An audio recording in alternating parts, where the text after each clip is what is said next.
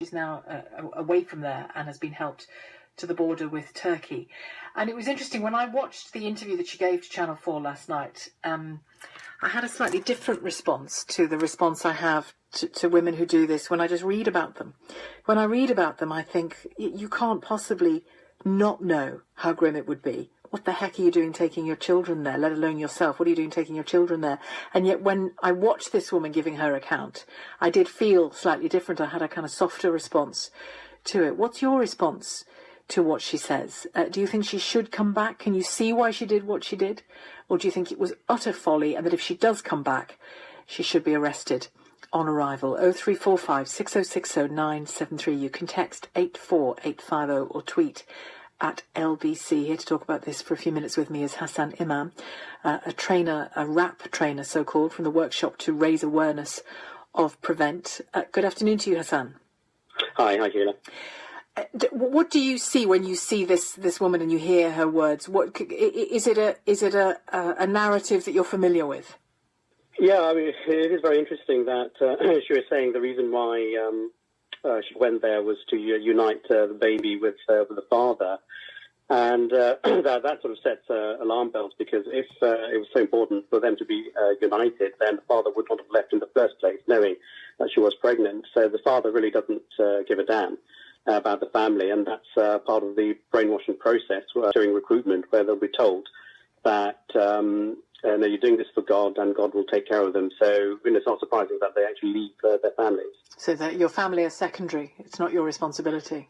Yeah, absolutely. And listen very carefully to what she said, and I understand. But take 5 children to a war zone, to a father who doesn't really care about them is frankly quite naive. And she's meant to be a barrister, meant to be intelligent. A graduate, a law graduate, yeah.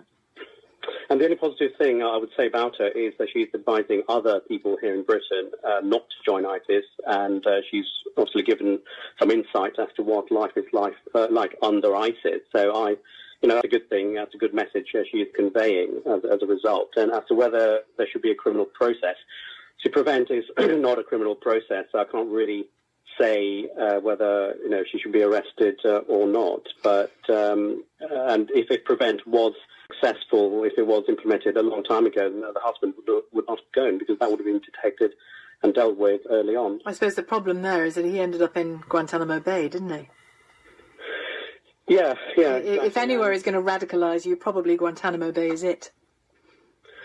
Yeah, no, I understand that. I do understand that, but that doesn't mean that. So I'll be interested to know how he was recruited whilst in Guantanamo Bay, because when you join ISIS or Al-Qaeda, you're involved in plotting to kill innocent people, which is against Islam anyway, and they're meant to be strong Muslims. It doesn't make sense. So I'd like to understand the procedure. And I know a bit about some of the recruitment tactics, because when I was at university in the early 90s, one colleague of mine at the LSE, he did try to recruit me to join what was known as the Mujahideen at that time, during the Soviet war, the Soviet Union. And later on, he was involved with the murder of Daniel Pearl, the American journalist.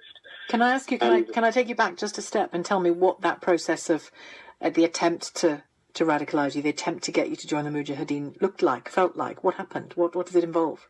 We had a conversation at the basement of the LSE, where the prayer rooms and all that, and he had just come back from fighting in Afghanistan. And this guy knew before he left the LSE. He was a really nice, charming guy, public school educated, very well spoken, and that's the type of people the radicals would Muslim. pounce on.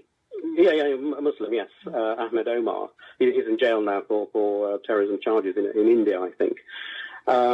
And it's very, very outstanding. And at that time, the issue, the war in Bosnia took hold, and the oppression and the genocide of the Muslim population in Bosnia. And he went out on a mission of mercy, a charity mission to help the people out there. And what he saw really, really affected him. And I saw some of the videos of the atrocities, and that affected me as well. Then he started thinking that, Muslim governments are not really doing much. Western governments aren't doing much and being butchered. what can you do? You feel really vulnerable, you feel weak. That's the time, I think, that the recruiters will pounce on you. How did you withstand it? What made you choose a different route than this woman's husband? Well, because two things he said, which really didn't gel with me. Firstly, he said, you can lie to your parents and say you're going on holiday to Afghanistan. And for me, you do not lie to your parents, especially about this. In the Islamic religion, you obey God and His Messenger. And I guess you felt if it was something you could be proud of, you would be proud to say it out loud to your parents. Yeah, exactly. You do not deceive your parents like that. And the second thing he said, which didn't gel with me, he said that the war against the Soviet Union was won by Islam. And obviously that's very sort of rose-tinted spectacles, because what actually won the war were American-made Stinger missiles. America actually helped, and subsequently, after the collapse of the Soviet Union, the Mujahideen started to fight against each other. So Islam had nothing to do with it. So Can I bring you back to this case as well, and this young woman? What do you think should happen now? What do you think will happen if she does come back? She's nervous of the idea, but she does want it. Yeah, so she'll have to face the music. I mean, if authorities decide to arrest her, then so be it. Because even being under arrest, and obviously the children may be taken into care, I think that at least they'd be in a far better position than when they're in Syria or under ISIS. So the law will have to take its course. I don't know what it'll look like. But you think it's inevitable that if she steps foot on British soil again, she'll be arrested? Actually, it might be, because why would people go there in the first place? Now, if there were no arrests, you're giving the message to people that you can go to fight with ISIS against.